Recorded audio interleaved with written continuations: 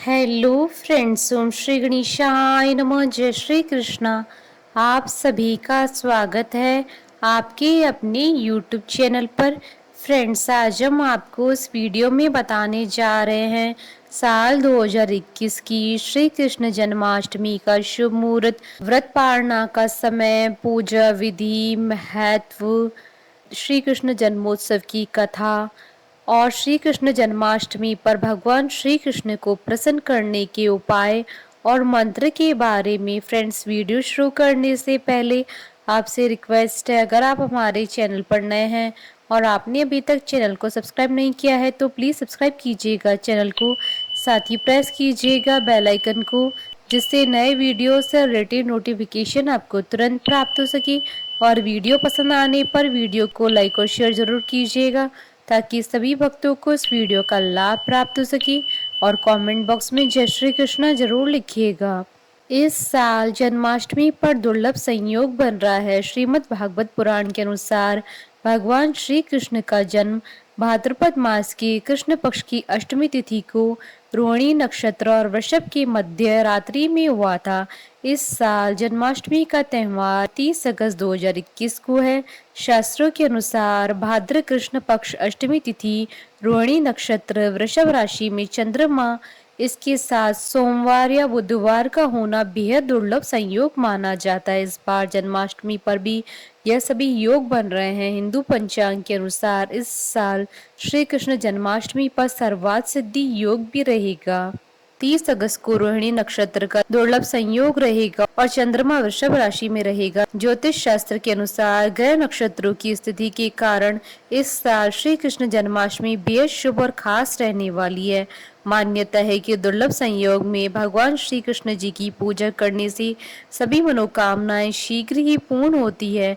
जन्माष्टमी का व्रत आरंभ करने वालों के लिए यह साल बेहद खास रहेगा। जो लोग जन्माष्टमी का व्रत प्रारंभ कर रहे हैं उनके लिए जन्माष्टमी का यह व्रत उत्तम रहेगा। कृष्ण जन्माष्टमी भगवान श्री कृष्ण का जन्मोत्सव है, जिसे हर साल भाद्रपद मास में कृष्ण पक्ष की अष्टमी तिथि को मनाया जाता है।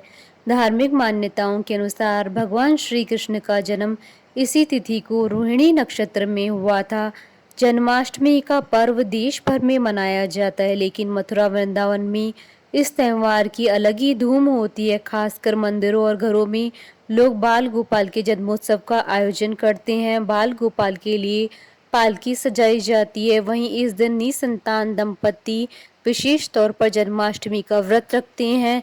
वे बाल गोपाल कृष्ण जैसी संतान की कामना से यह व्रत रखते हैं। धार्मिक मान्यताओं के अनुसार भगवान विष्णु जी ने धर्म की स्थापना के लिए श्री कृष्ण के रूप में जन्म लिया था। इस दिन व्रत धारण कर श्री कृष्ण का स्मरण करना अत्यंत फलदायी होता है।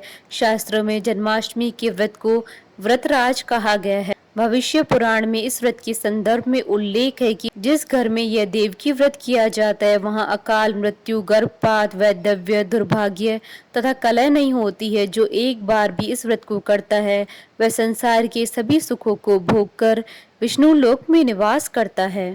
फ्रेंड्स, अब आइए जानते हैं श्री कृष्ण जन्माष्टमी के शुभ मुहूर्त के बारे में। हिंदू पंचांग के अनुसार इस बार श्री कृष्ण जन्माष्टमी का पावन पर्व 30 अगस्त 2021 सोमवार के दिन है। अष्टमी तिथि प्रारंभ होगी 29 अगस्त 2021 को रात्रि 11:25 से और अष्टमी तिथि का समापन होगा अगले दिन 31 अगस्त 2021 को सुबह 1:59 पर। रोहिणी नक्षत्र प्रारंभ होगा 30 अगस्त 2021 को सुबह 6:39 पर और रोहिणी नक्षत्र का समापन होगा 31 अगस्त 2021 को सुबह 9:44 पर। श्री कृष्ण जन्माष्टमी की पूजा का शुभ समय रहेगा रात्रि 12:05 से रात्रि 12:50 तक। कुल अवधि 45 मिनट है और दही हांडी 31 अगस्त 2021 मंगलवार के दिन है। व्रत पारण का समय रहेगा रात्रि 12:50 के बाद। कुछ स्थानों पर जन्माष्टमी व्रत का पारण अगले दिन सुबह किया जाता है। उनके लिए पारण का समय रहेगा 31 अगस्त 2021 को सुबह 6:06 के बाद। फ्रेंड्स, अब आइए जानते हैं जन्माष्टमी पर भगवान श्री कृष्ण जी को प्रसन्न करने के लिए किए जाने वाले उपाय और मंत्र के बारे में। गाय को प्रतिदिन चारा खिलाएं। अगर ऐसा करना आपके लिए संभव नहीं है तो जन्माष्टमी पर गाय को चारा अवश्य खिलाएं। अपने घर में बनी पहली रोटी प्रतिदिन गाय को जरूर खिलाएं। ऐसा करने से आपको गौ माता के आशीर्वाद के साथ साथ भगवान कृष्ण और अन्य देवी देवताओं का आशीर्वाद मिलता है। गाय को जन्माष्टमी के दिन चना जरूर खिलाएं। गुड़ के साथ साथ चना गाय का सर्वोत्तम आहार माना गया, इसलिए अपनी क्षमता के अनुसार जन्माष्टमी पर गाय को गुड़ और चना खिलाएं। जन्माष्टमी के दिन गाय को स्नान जरूर कराएं। गाय को स्नान कराने का पुण्य मानो भगवान श्री कृष्ण के साथ साथ 33 करोड़ देवी देवताओं के स्नान कराने के पुण्य के समान माना गया है। क्रीम कृष्णाय नमः ये श्री कृष्ण जी का मूल मंत्र है। इस मंत्र का जन्माष्टमी के दिन जाप करने से अटका हुआ धन प्राप्त होता है और साथ ही घर परिवार में सुख की वर्षा होती है। फ्रेंड्स, अब आइए जानते हैं श्री कृष्ण जन्माष्टमी की व्रत और पूजन विधि के बारे में। इस व्रत को बहुत से भक्त निर्जला भी रखते हैं और मध्य रात्रि में भगवान के जन्म के बाद जल और फल ग्रहण करते हैं। वहीं कुछ लोग फलाहारी व्रत रखते हैं, लेकिन पूजा विधि के नियम सभी के लिए एक ही होते हैं। जन्माष्टमी का व्रत करने वालों को सप्तमी तिथि से सात्विक भोजन करना चाहिए। इसके बाद अष्टमी तिथि को सुबह स्नान करके बाल गोपाल की पूजा करें और व्रत का संकल्प लें। दोपहर के बाद जल में काले तिल मिलाकर स्नान करें और देवकी जी का प्रसूति ग्रह बनाएं। इस ग्रह में एक बिछौना बिछाकर कलश स्थापित करना चाहिए। फिर देवकी, वसुदेव, भगवान विष्णु, माता लक्ष्मी, यशोदा माता और नंद देव की पूजा करें और बाद में पट लगा लें। रात में 12 बजे भगवान की चौकी पर लाल या पीले रंग का कपड़ा बिछाएं और भगवान कृष्ण जी की मूर्ति या तस्वीर स्थापित करें और बाल गोपाल को पंचामृत और गंगा जल से स्नान कराएं और नए वस्त्र पहनाकर उनका श्रृंगार करें। जन्म के दौरान नंद के आनंद भयो जय कन्हैया लाल की जरूर गाएं। श्रृंगार में बाल गोपाल को पीले रंग की पोशाक पहनाएं, मुकुट पर मोर पंख लगाएं, चंदन की माला पहनाएं और बांसुरी चढ़ाएं। साथ ही भगवान के पास गाय भी रखें। श्रृंगार के बाद भगवान को रोली और अक्षत लगाएं और फिर माखन मिश्री का भोग लगाएं। धूप दीप से आरती करें। भोग में तुलसी के पत्ते का प्रयोग जरूर करें। इसके बाद भगवान को झूला झुलाने की परंपरा का पालन करें। फिर चंद्रमा को अर्घ्य दें। इसके बाद बाल गोपाल से पूरे परिवार समेत आशीर्वाद लें। फिर आप अपना व्रत खोल सकते हैं। जन्माष्टमी के दिन भगवान कृष्ण की 3 समय पूजा की जाती है। पहले सूर्योदय के समय स्नान के बाद कृष्ण जी की पूजा होती है। दूसरी देवकी सूतिका ग्रह के निर्माण के दौरान की जाती है। इसमें कृष्ण जी के साथ माता देवकी की पूजा की जाती है। तीसरी मध्य रात्रि में 12 बजे जन्म के बाद विधि विधान से पूजा की जाती है। इसके बाद धूमधाम से जन्मोत्सव मनाया जाता है। जन्माष्टमी के दिन माखन मिश्री के अलावा खीर का भी भोग लगाया जाता है। मथुरा में माखन मिश्री के अलावा पाग नाम का मिष्ठान भी बनाया जाता है। इसके अलावा 5 फल, मेवा, पंजीरी और पकवान और सबसे महत्वपूर्ण माखन मिश्री होना जरूरी माना गया है। माखन मिश्री कृष्ण जी को बहुत प्रिय है। मान्यता है कि जब कान्हा का जन्म हुआ था तब नंदगांव की महिलाओं ने सपना देखा कि गोपाल उनसे माखन मिश्री मांग रहे हैं। तब अगले दिन महिलाएं नंद बाबा के घर माखन लेकर बधाई देने गई थी।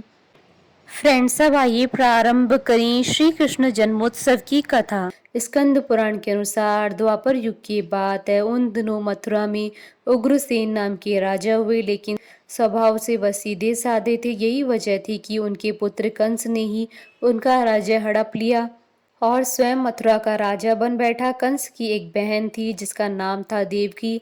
कंस उससे बहुत स्नेह करता था। देवकी का विवाह वसुदेव के साथ तय हुआ तो विवाह संपन्न होने के बाद कंस स्वयं ही रथ हाँकते हुए बहन को ससुराल छोड़ने के लिए रवाना हुआ। स्कंद पुराण के अनुसार जब वह बहन को छोड़ने के लिए जा रहे थे तभी एक आकाशवाणी हुई कि जिस बहन को वह इतने प्रेम से विदा करने स्वयं ही जा रहे हैं, उसी बहन का 8वां पुत्र तेरा संहार करेगा। यह सुनते ही कंस क्रोधित हो गया और देवकी और वसुदेव को मारने के लिए जैसे ही आगे बढ़ा, तभी वसुदेव ने कहा कि वह देवकी को कोई नुकसान न पहुंचाए, वह स्वयं ही देवकी की 8वीं संतान कंस को सौंप देगा। इसके बाद कंस ने वसुदेव और देवकी को मारने के बजाय कारागार में डाल दिया। कारागार में देवकी ने 7 संतानों को जन्म दिया और कंस ने सभी को एक एक करके मार दिया।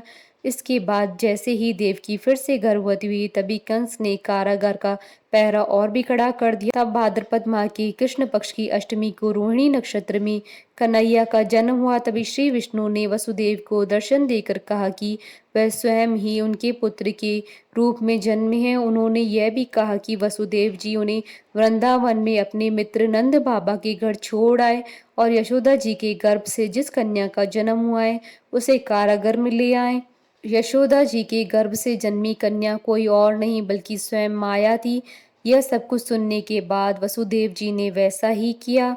वसुदेव जी ने जैसे ही कन्हैया को अपनी गोद में उठाया, कारागार के ताले खुल गए। पहरेदार अपने आप ही नींद के आगोश में आ गए। फिर वसुदेव जी कन्हैया को टोकरी में रखकर वृंदावन की ओर चले। कहते हैं कि उस समय यमुना जी पूरे उफान पर थी। तब वसुदेव जी महाराज ने टोकरी को सिर पर रखा और यमुना जी को पार करके नंद बाबा के घर पहुंचे। वहां कन्हैया जी को यशोदा जी के साथ पास रखकर कन्या को लेकर मथुरा वापस लौट आए। स्कंद पुराण के अनुसार जब कंस को देवकी की 8वीं संतान के बारे में पता चला तो वह कारागार पहुंचा। वहां उसने देखा कि 8वीं संतान तो कन्या है, फिर भी वह उसे जमीन पर पटकने ही लगा कि वह माया रूपी कन्या आसमान में पहुंचकर बोली कि रे मूर्ख, मुझे मारने से कुछ नहीं होगा।